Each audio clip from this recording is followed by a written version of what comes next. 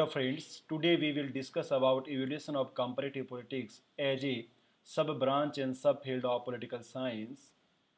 आप सभी को मेरा नमस्कार। आज हम परिचर्चा करेंगे कि किस तरह से तुलनात्मक राजनीति, जो कि राजनीति विज्ञान का एक मुख्य भाग रहा है, वह एक अनुशासन के रूप में या अध्ययन और अध्यापन कराए जाने वाले विषय के रूप में किस तरह से विकसित हुआ है। तो आइए अपनी परिचर्चा आरंभ करते हैं। Evolution of comparative politics as a discipline, तुलनात्मक राजनीति का एक अनुशासन के रूप में विकास। सबसे पहले तो ये कहा जाएगा कि comparative politics is a old age political science. तुलनात्मक राजनीति एक विषय के रूप में उतना ही प्राचीन है जितना कि राजनीति विज्ञान। यद्यपि एक स्वतंत्र विषय के रूप में अथवा राजनीति विज्ञान के एक महत्वपूर्ण उपभाग के रूप में तुलनात्मक राजनीति डिसिप्लिन का इमरजेंस 1930 के डिकेड्स में हुआ और उसे 1970 के डिकेड्स में पॉपुलरिटी प्राप्त की। It is a discipline emerge in 1920 and 30 decades which have become a popular subject in 1970।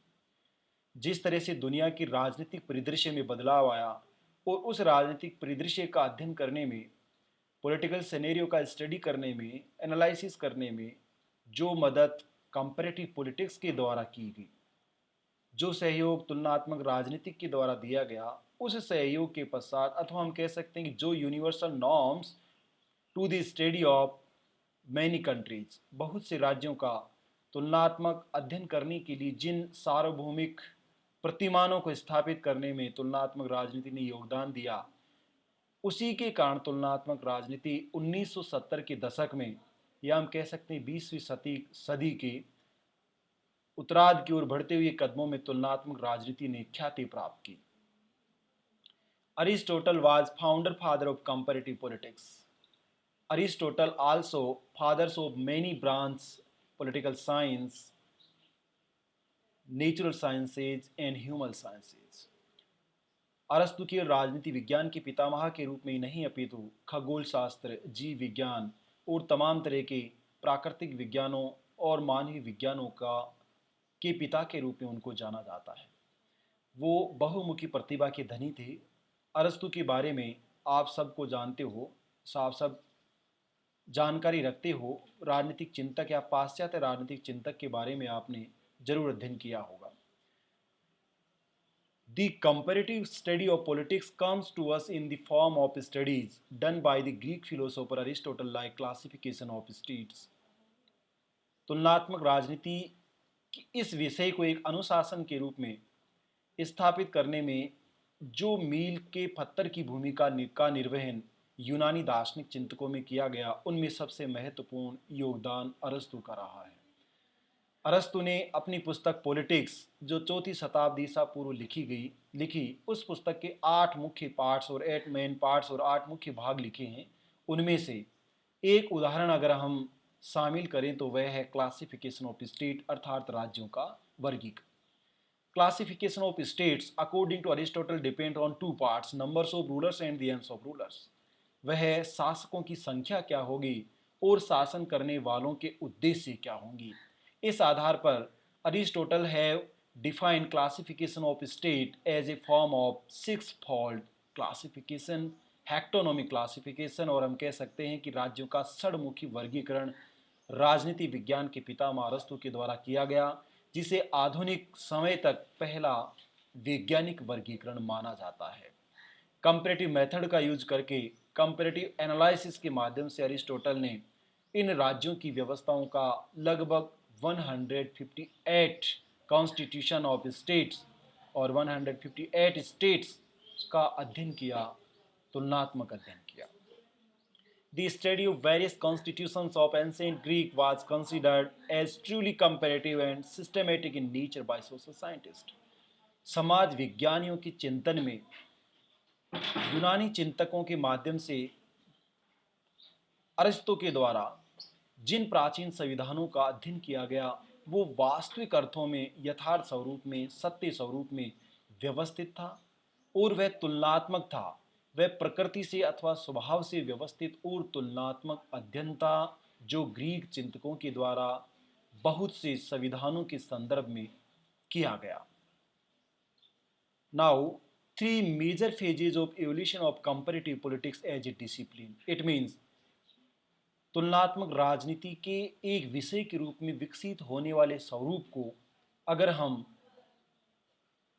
मुख्य आधार के रूप में देखें तो यह विकास अथवा यह इवोल्यूशन तीन मुख्य फेजेज में, थ्री मेजर फेजेज में डेवलप हुआ है, इमर्ज हुआ है, इवोल्यूट हुआ है।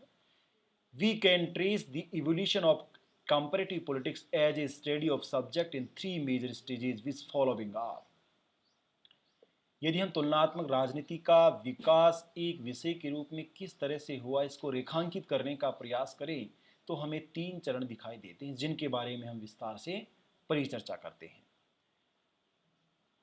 फेज ऑफ इवोल्यूशन, ये विकास के चरण है।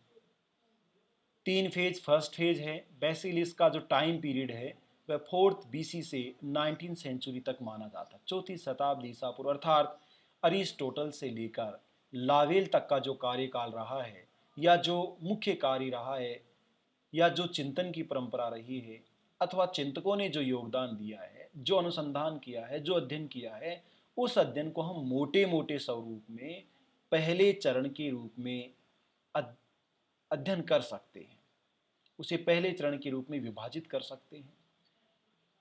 Philosophical era of comparative politics, तुलनात्मक राजनीति एक अनुशासन के रूप में विकास का यह पहला चरण तुलनात्मक राजनीति का दार्शनिक युग कहलाता है। जैसा कि आप पॉलिटिकल साइंस में ही पढ़ते हैं, traditional political science to modern political science and modern political science to post modern political science. उसी तरह से जो राजनीतिक दर्शन रहा है वह राजनीति विज्ञान का आरंभिक केंद्र बिंदु भी रहा है। भले ही वह अरिस्टोटल के द्वारा कहा गया हो कि वह जिसको आप राज्य स्टेट कहते हो वह गुड लाइफ के लिए इमर्ज हुआ है, oh to maintain good life citizen वह बना हुआ है। भले ही वह दार्शनिक चिंतक कार्ल मार्क्स के द्वारा classless, religious less and stateless society का क्रिएशन किया गया हो और एक ऐसे सर्वहारा समाज की परिकल्पना की हो, चिंतन किया हो जो यथार्थी माना जाता है। यदि यथार्थ के स्वरूप में कार्ल मार्क्स का चिंतन स्थापित नहीं हो पाया, हम इसे बेखूबी जानते हैं। लेनिन के द्वारा जिस कार्ल मार्क्स की अवधारणा को धरातल पर लागू किया गया वह बेसिकली विपरीत मार्क्सवाद था। हम कह सकते हैं कि वह सिनोनिम्स नहीं था मार्क्सिज्म का, वह अपोजिट स्ट्रक्चर था मार्क्सिज्म का। देन कंपैरेटिव गवर्नमेंट, हाउ, इसमें it means first stage called and known as comparative government. इस पहले चरण को राजनीतिक दर्शन से जुड़ा हुआ होने के कारण तुलनात्मक शासन के नाम से भी हम इसे पुकार सकते हैं, तुलनात्मक शासन के नाम से इसे जाना जा सकता है, जिसका मुख्य आधार और दो प्रश्न रहे, हाउ, कैसे किया जाए, अच्छा कार्य कैसे किया जाए, लॉ एंड ऑर्डर को मेंटेन कैसे किया जाए, लोगों को ऑनेस्टी कैसे सिखाई जाए, लोग ऑब्लिगेशन को कैसा पूरा करें, क्या अभी समय स्थापित किया जाए, डेमोक्रेटिक वैल्यूज़ कैसे क्रिएट किए जाएं, लोगों को ईमानदार कैसे बनाया जाए, भ्रष्टाचार को कैसे दूर किया जाए। जैसे कलाम साहब कहते हैं कि इस भ्रष्टाचार, करप्शन को दूर करने की शुरुआत अपने आप से होनी चाहिए, सबसे पहले फैमिली से होनी चाहिए। इसका मतलब मैं और आप ये चाहते हैं करप्शन मिटना चाहिए तो सबसे पहली कंडीशन ये है कि मैं और आप ही करप्शन नहीं करें। उसके बाद हम उम्मीद कर सकते हैं, इमेजिन कर सकते हैं, हम सोच सकते हैं, चिंतन कर सकते हैं और उसको व्यवहारिक धरातल पर लागू किया जा सकता है। परंतु यह पिछड़े समाजों का, बैकवर्ड समाजों का सबसे बड़ा लूज पॉइंट है, सबसे बड़ा लेकोना है कि वो ये चाहते हैं कि सामने वाला ईमानदार हो, मेहनती हो, ड्यूटी करे, परंतु खुद पर जब आती है तो जैसे कि स्टूडेंट्स आते हैं टीचर क्लास में आए परंतु वो खुद नहीं आए, टीचर चाहते हैं स्टूडेंट्स क्लास में आए, वो खुद नहीं आए। इसका मतलब टीचर्स अपनी ड्यूटी को कंप्लीट करने में और स्टूडेंट अपनी ड्यूटी को कंप्लीट करने में कहीं ना कहीं दोनों का ही फेलियर होता है।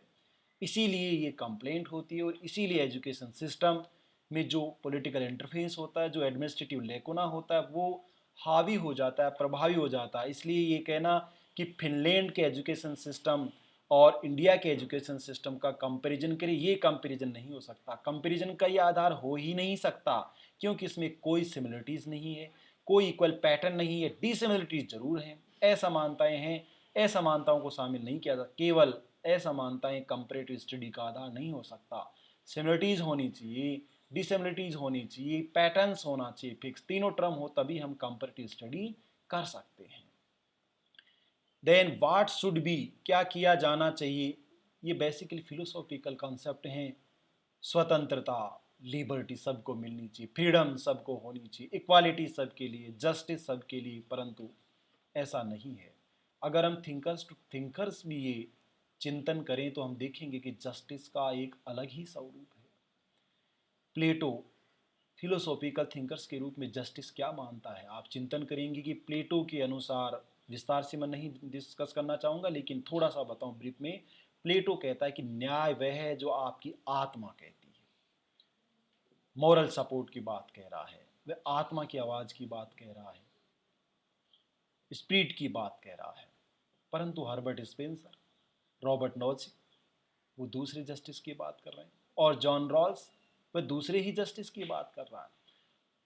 इसलिए जस्टिस की जो संकल्पना है, जो दार्शनिक मंतव्य है, समानता, न्याय, भेदभाव नहीं होना, मानवता, स्वतंत्रता, ये सब चीजें दार्शनिक मंतव्य हैं। वास्तविकता इससे बहुत अलग है। समानता क्या है और क्या नहीं है, इस पर आपका और मेरा विचार बहुत अलग होगा, किसी तीसरे पर्सन का विचार बहुत अलग होगा। जैसे कि मैं कहूँ रिजर्वेशन, आरक्षण, इस सिस्टम को कास्ट सिस्टम, इस सिस्टम को कि कास्ट और रिजर्वेशन अच्छा है या बुरा है, ये दार्शनिक मंतव्य है। जिसको बेसिकली फ़ायदा मिल रहा है उसके लिए अच्छा है, जिसको नहीं मिल रहा है उसके लिए बुरा है। कास्ट सिस्टम बुरी है, सबको पता है, परंतु क्या कास्ट का पोलिटाइजेशन नहीं हुआ? क्या कास्ट के आधार पर मिनिस्टर, ये केवल मैं डेवलपिंग सोसाइटी की बात कर रहा हूँ, क्या मिनिस्टर नहीं बनाए जाते? क्या ब्यूरोक्रेट्स अपॉइंट नहीं किए जाते? क्या कमीशन के प्रेसिडेंट और अध्यक्ष नहीं बनाए जाते? क्या वोट कास्ट आप नहीं करते? क्या सोसाइटी के साथ साथ सोशल नॉर्म्स के साथ साथ इकोनॉमिक नॉर्म्स, पॉलिटिकल नॉर्म्स और अदर नॉर्म्स क्या इससे अफेक्टेड नहीं होते? अगर नहीं होते तो ये बहुत ही प्रशंसनीय है, और अगर होते जैसा भारत में और विकासशील देशों में तो भारत सबसे अग्रिम पृष्ठभूमि पर है, इसलिए मान सकते हैं कि भारत का मतलब आसपास के सभी और जो भी थर्ड वर्ल्ड के कंट्री हैं वहाँ इससे भी बुरा सिस्टम होगा, ये वास्तविकता है। इसलिए हम ये कह सकते हैं कि होना चाहिए, ये दार्शनिक मंतव्य है। अब हम थिंकर्स और वर्क्स के बारे में, जो उन्होंने कार्य किया उसके बारे में परिचर्चा करते हैं थोड़ा थोड़ा ब्रीफ में। अरिस्टोटल के द्वारा लिखी गई पुस्तक पॉलिटिक्स, जिसके बारे में स्लेवरी के बारे में, दास्ता के बारे में, रिवोल्यूशन बार के बारे में, क्रांति के बारे में, अवकाश के बारे में, शासन व्यवस्थाओं के बारे में, सब आइडियल स्टेट के बारे में, जस्टिस के बारे में, ड्यूटीज ऑफ किंग के बारे में, गुड स्टेट के बारे में, गुड लाइफ के बारे में विस्तार से परिचर्चा की गई है। बहुत बड़ा योगदान है अरिस्टोटल का। Then Polybius and Cicero, Roman thinkers के द्वारा जो डिवीजन ऑफ पावर्स की बात कही गई है, उस जो आगे चलकर सेपरेशन ऑफ पावर में कन्वर्ट होती है, जो डिपार्टमेंटलिज्म की थ्योरी पोलिबियस के द्वारा डिसाइड की गई और रोमन एम्पायर के सक्सेस का सबसे बड़ा आधार माना गया। देन कंपैरेटिव स्टडी फिर से मेकियावेली के वर्क्स में हमें दिखाई देता है, जहां मेकियावेली ने the Prince and the discourses of Levi की रचना की, 16वीं शताब्दी की। इन रचनाओं में मेकियावेली ने विस्तार से राजतंत्र के बारे में, राज्य शासन के बारे में, राजनीति और कला के बारे में, शासन कैसे चलाया जाए इसके बारे में, नेशनलिज्म के बारे में, ह्यूमन नेचर के बारे में, टाइप्स ऑफ गवर्नमेंट और स्टेट के बारे में, रिपब्लिक के बारे में, टायरनी के बारे में विस्तार से परिचर्चा की है। यहाँ भी उसने दार्शनिक मंतव्य अभिव्यक्त किया है, लोग अच्छे हैं तो शासन अच्छा होगा। डेफिनेटली अरिस्टोटल भी ये कहता है कि व्यक्ति स्वभाव से एक सामाजिक और राजनीतिक प्राणी होता है। मॉन्टेस्क्यू भी यही कहता है, फ्रेंच दार्शनिक, कि यदि शासन करने वाले और जिन पर शासन किया जाता है, शासित होने वाले दोनों ही जानवर होते तो भी कोई समस्या नहीं। यदि शासन करने वाला गॉड ईश्वर होता तो भी कोई समस्या नहीं थी। पर यहाँ समस्या इसलिए उत्पन्न होती है कि शासित होने वाले भी व्यक्ति होते हैं और शासन करने वाला भी व्यक्ति होता है। और इसलिए जैसा लॉर्ड एक्टन कहता है कि वह मंत्री बहुत अच्छा आदमी था, परंतु वह मंत्री होने के बाद भ्रष्ट हो चुका है। इसका मतलब सत्ता व्यक्ति को भ्रष्ट बना देती है। जिसके पास कुछ पावर है ही नहीं वो ईमानदारी और मेहनत की बात करता है, जिसके पास पावर है वो केवल बात करता है, काम ईमानदारी और मेहनत के नहीं करता है। इसका मतलब है कि व्यक्ति के स्वभाव के बारे में मैकियावेली ने चिंतन करके ये कहा है कि लोग बुरे होते हैं इसलिए बुरा शासन चाहिए, लोग यदि अच्छे होते हैं तो अच्छा शासन चाहिए। इसलिए मॉन्टेस्क्यू भी यही कहता है। इसलिए समस्या जो व्यक्ति पर व्यक्ति शासन करता है और व्यक्ति कभी भी शक्ति से भ्रष्ट हो सकता है, वो सत्ता का दुरुपयोग कर सकता है। इसलिए सत्ता के ऊपर सत्ता का कंट्रोल होना चाहिए, नियंत्रण होना चाहिए। इसलिए उसने सेपरेशन ऑफ पावर की जो थ्योरी है या थ्योरी ऑफ सेपरेशन जो है उसको इजाद किया, उसको लागू किया। Security of person from state की बात उसने की। इसी तरह मैकियावेली ने नरासों की परिकल्पना की, शेर जैसे साहस और लोमड़ी जैसी चतुराई की परिकल्पना की। देन फ्रेंच फिलोसोफर जीन बॉन्दिन ने अपनी पुस्तक सिक्स बुक ऑफ रिपब्लिका के अंतर्गत पहली बार सॉवरेंटी सुप्रीम पावर की बात की, राज्य की सर्वशक्ति की बात कही। हालांकि राज्य की इस सर्वशक्ति को उसने बाउंडेड सुप्रीम पावर माना, सीमित सर्वोच्च शक्ति, जिस पर एक्सटर्नल लिमिटेशन होती हैं, मोरल लिमिटेशंस होती हैं और अदर इंस्टीट्यूशनल लिमिटेशंस भी होती हैं। ह्यूगो ग्रूसियस ने इसे टू पार्ट्स, इंटरनल सॉवरेंटी और एक्सटर्नल सॉवरेंटी के रूप में डिवाइड किया। देन हॉब्स के द्वारा पहली बार इसे limitedness and unlimited supreme power के रूप में अभिव्यक्त किया और लेवियाथन के रूप में इसको प्रचारित किया। Then Montesquieu, his book The Spirit of the Laws, 1748, separation of power, theory of separation की बात इसके द्वारा कही गई। लेजिस्लेचर, एग्जीक्यूटिव, जुडिशरी, तीनों के सेपरेट सेपरेट पावर होने, केवल पावर सेपरेट होनी चाहिए, power and some function both will be separate and separate. Then any parts of government will not be entertained and interfere into the function and powers of other parts of government. शासन के तीन अंग होंगे triangle theory के रूप में, त्रिमूर्ति सिद्धांत के रूप में। तीनों के अपने अपने काम होंगे, अपनी अपनी शक्तियां होंगी, परंतु कोई भी अंग दूसरे अंग की शक्तियों में इंटरफेयर नहीं करेगा और कार्यों में हस्तक्षेप नहीं करेगा। Then JS Mill and Freeman states that government and state both are different form. राज्य और सरकार दोनों अलग अलग होते हैं। सरकार जो लोगों से बनती है और राज्य जो अमूर्त संस्था है, उस अमूर्त संस्था की इच्छा को अभिव्यक्त और लागू करने, क्रियान्वित करने का कार्य सरकार करती है और सरकार लोगों से बनती है। परंतु सरकार वही नहीं है जो आपको दिखाई देती है। सरकार हम सरकार हैं। इसका मतलब जिसके माध्यम से सरकार का इलेक्शन और सिलेक्शन होता है वो हम हैं। जिन लोगों को निर्वाचित करके हमने भेजा है वो हम ही हैं।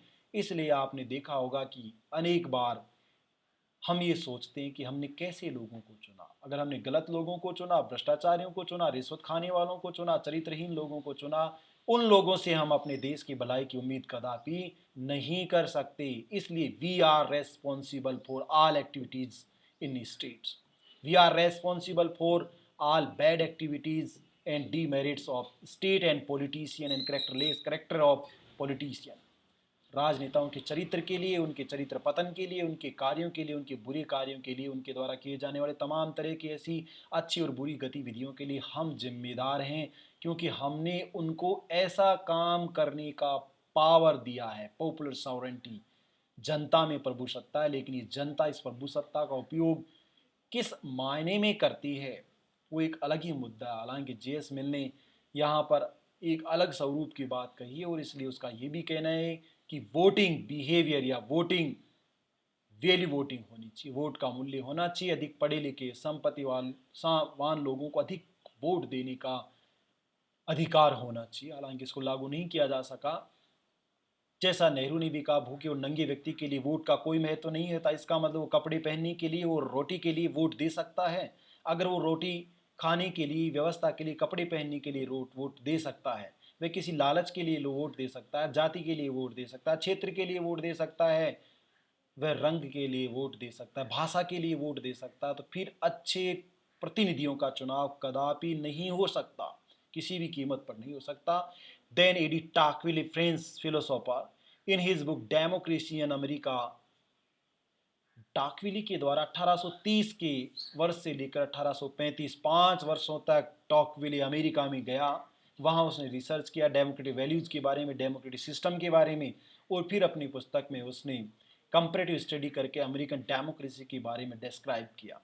देन लावेल, government and parties in continental Europe in 1896, लावेल के द्वारा यूरोपीय महाद्वीप की जो सरकारें हैं, और सरकारें यहाँ देखिए आप पार्टीज का यूज किया गया है, कंपैरेटिव गवर्नमेंट से थोड़ा सा आगे बढ़ने की और की दिशा में काम किया गया है कि पार्टीज को भी शामिल किया गया है, राजनीतिक दलों को भी शामिल किया गया है, कि वो सरकार वही नहीं जो आपको दिखाई देती, सरकार के पीछे जो पॉलिटिकल पार्टीज का प्रेशर होता है, वो वास्तव में प्रेशर शासन को अलग ही स्वरूप प्रदान करता है। जैसे आजकल हमारे राज्य राजस्थान में राजनीतिक गतिरोध को लेकर राजनीतिक दलों के द्वारा जो उठापटक की जा रही है, जो अलोकतांत्रिक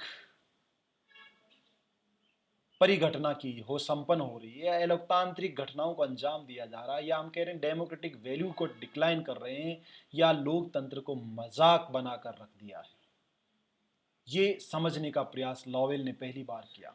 एंड देन हम कह सकते हैं Herbert Spencer, justice theory and Karl Marx, evolution model of state, जो stateless society, classless society and religiousless society, जो जस्टिस और जिस कम्युनिस्ट सोसाइटी को स्पेंसर के द्वारा और मार्क्स के द्वारा अलग अलग स्वरूपों में डेवलप किया गया है, वह कैसा होना चाहिए आदर्श समाज की बात कही गई है।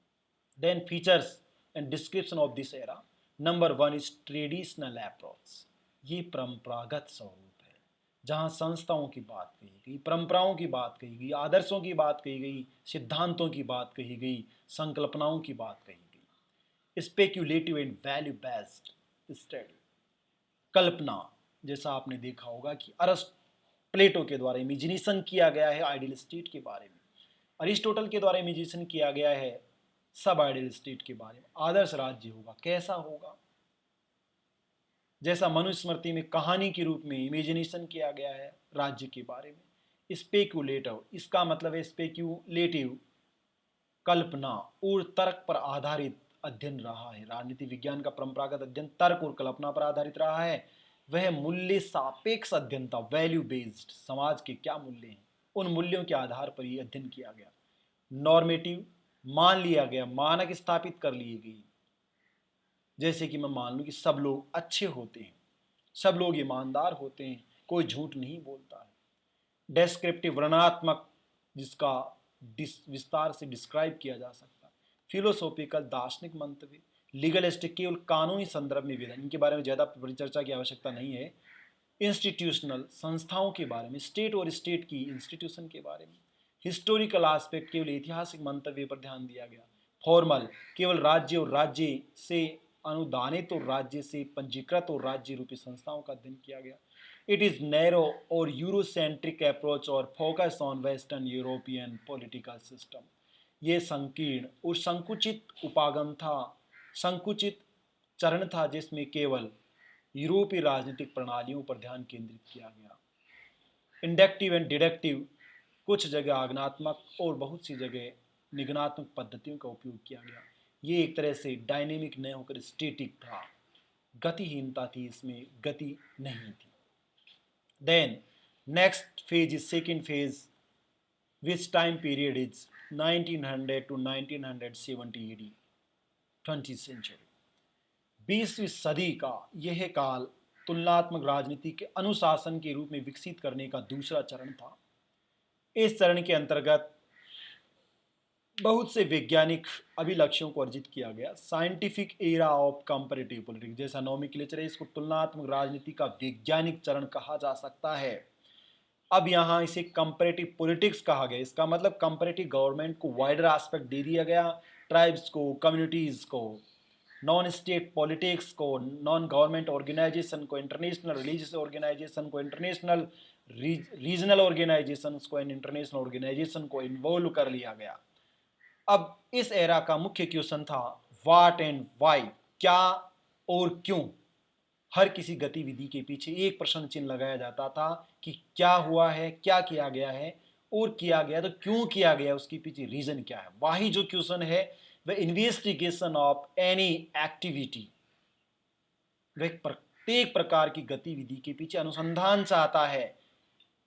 डेमोक्रेसी को अपनाया गया, क्यों अपनाया गया, भारत में डेमोक्रेटिक सिस्टम को क्यों अपनाया गया, क्यों अडॉप्ट किया गया।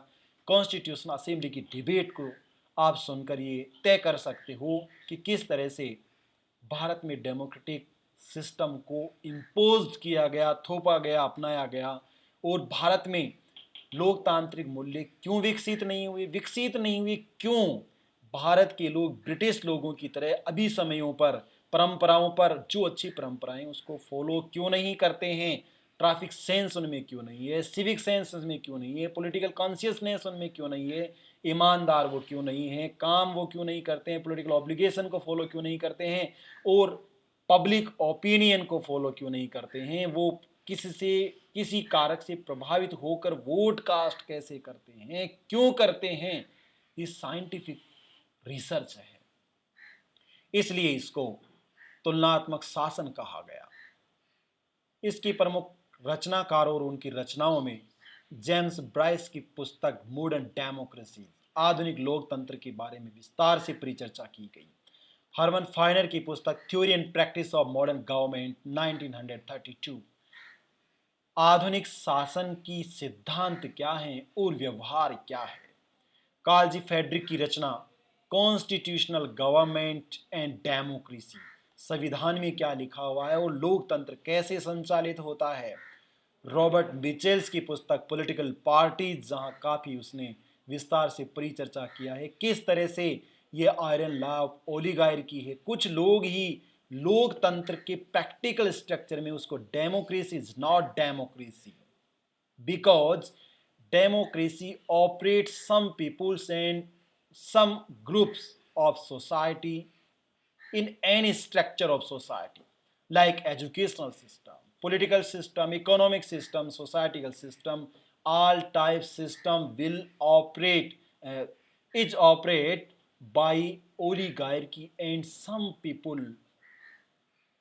प्रत्येक प्रकार, भले वो शैक्षणिक संस्थान हो, धार्मिक संस्थान हो, सामाजिक संस्थान हो, वर्ग व्यवस्था हो, जाति व्यवस्था हो, धर्म व्यवस्था हो, अर्थव्यवस्था हो, राजनीतिक व्यवस्था हो, किसी भी प्रकार की व्यवस्था हो, कुछ लोग ही उन समूहों पर कंट्रोल रखते हैं। सत्ता हमेशा उन्हीं के पास रहती है। सामाजिक कार्यक्रमों में कुछ लोग पंच और पटेल बने रहते हैं। धार्मिक कार्यक्रमों में कुछ लोग धर्म अधिष्ठाता और धार्मिक गुरु बने रहते हैं। मंदिरों में कुछ विशेष जाति के लोग मंदिरों के पुजारी बने रहते हैं। क्यों? यहां पर रॉबर्ट मिचेल्स पार्टियों पर कुछ लोगों का नियंत्रण होता है। क्यों? इसका मतलब है रॉबर्ट मिचेल्स ने उस प्रैक्टिकल स्ट्रक्चर को डिजाइन किया है कि वास्तव में कंपैरेटिव पॉलिटिक्स क्या है, धर्मगुरु कैसे वोट कास्ट को प्रभावित करते हैं, धर्मगुरु कैसे इकोनॉमी को ऑपरेट करते हैं, कंट्रोल करते हैं, धर्मगुरु कैसे समाज को नियंत्रित करते हैं, धर्मगुरु कैसे राज्य की गतिविधियों को प्रभावित करते हैं। राजस्थान में आसाराम बापू और हरियाणा में आपने राम रहीम के संदर्भ में ताज़ा उदाहरण आपके पास हैं, कैसे स्टेट को चैलेंज करते हैं, कैसे लोग उसको भगवान मानते हैं। मोरिस दुर्वर्जर की पुस्तक पॉलिटिकल पार्टीज, जहां उसने क्लासिफिकेशन ऑफ पॉलिटिकल पार्टीज, पहली बार साइंटिफिक मैनर में क्लासिफिकेशन ऑफ पॉलिटिकल पार्टीज का डिवाइड किया है, डिवीजन किया है, उनका विस्तार से अध्ययन किया है। इसलिए मोरिस दुर्वर्जर का पॉलिटिकल पार्टीज का एनालिसिस हम विस्तार से पढ़ेंगे जब पॉलिटिकल पार्टीज के बारे में स्टडी करेंगे। Then David Easton, the called state by political system, term of political system, राजनीतिक व्यवस्था के रूप में उसने स्थापित किया। व्यवहारवादी क्रांति और पोस्ट बिहेवियरलिज्म, उत्तर व्यवहारवादी क्रांति के मुख्य जनक के रूप में डेविड ईस्टन का इंपॉर्टेंट रोल रहा है पॉलिटिकल साइंस में। और सब branch of political science as a discipline and emerge of as a discipline of political science, it is known as comparative politics. Armand and Pavel. Armand's book, The Politics in Developing Societies, 1956. विकासशील समाजों में राजनीतिक व्यवस्था को जब पढ़ते हैं तब पता चलता है कि वास्तविक राजनीतिक व्यवस्थाएं क्या हैं। कंपैरेटिव पॉलिटिक्स से डेवलपमेंट अप्रोच, विकास का यह है उपागम तुलनात्मक राजनीति। इसका मतलब अब आप सोच सकते हैं कि 1970 के दशक तक आते आते इन रचनाओं का नाम ही, नोमेक्लेचर ही कंपैरेटिव पॉलिटिक्स के रूप में डिजाइन कर दिया गया, शीर्षक रखा जाने लगा। तुलनात्मक राजनीति के डेवलपमेंट अप्रोच में आमंड का विशेष योगदान रहा है। 1970 के दशक तक आते आते पॉपुलैरिटी इसने अर्जित कर ली। देन डिस्क्रिप्शन में मॉडर्न और बिहेवियरल अप्रोच, ये आधुनिक उपागम था, व्यवहारवादी उपागम था। मंत्री ने निर्णय किया, राजा ने निर्णय किया, प्रधानमंत्री ने, राष्ट्र ने कोई डिसीजन लिया, क्यों लिया, उसके पीछे के कारणों की खोज की गई, आखिर उसने ऐसा क्यों लिया निर्णय। रेशनल मॉडल, तार्किक, व्यक्ति की रैशनिटी में विश्वास किया गया, भावनाओं में विश्वास नहीं किया गया, इमोशंस में विश्वास नहीं किया गया कि भारत माता की बात कही गई, स्वीकार्य नहीं है। व्हाट इज भारत माता, हु इज भारत माता, वेयर इज भारत माता। पंडित नेहरू का ये कोटेशन मुझे याद आता है, जब लोग कहते हैं कि भारत माता की जय, पंडित नेहरू की जय, long live India, long live Pandit Jawaharlal Nehru.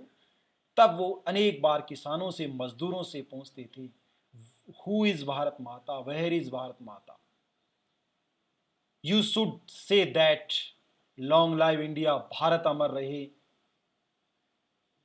It means peoples of India long live, Bharat के लोग अमर रहे, भारत के लोगों को जीवन मिले, उनका जीवन आसान हो, सरल हो।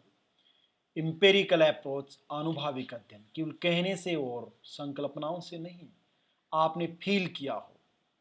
जैसा कि लोकतंत्र में जब व्यक्ति वोट देता है तो महसूस करता है कि वह किंग ऑफ स्टेट है, परंतु वोट देने के बाद आप महसूस करते हो कि आप स्लेवर ऑफ स्टेट, राज्य की गुलामी हो, आप दास हो। आप